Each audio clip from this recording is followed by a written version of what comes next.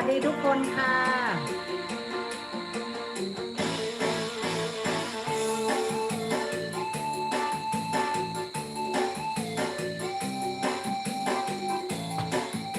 มาค่ะออกกำลังกายกันจ้าออกกำลังกายวันละนิดจิตแจ่มใสค่ะมาค่ะสาวไผ่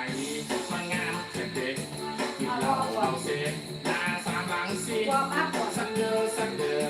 อยู่หน้าเวทีหน้าตาก็ดีมีว่าคนกองบ้านใดเห็นไปประจำหัวคำเพลินหาวดองดองโชว์เด็กโชว์เดาให้ผู้บ่าวมองลุกมานอนกองหน้าหาก่อนเขา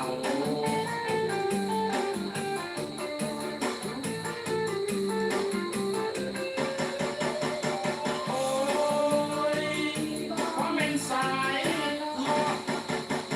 ทั้งกองอยอเพราะมีบอกเราเพราะเป็นสายหลอกแต่สายกิน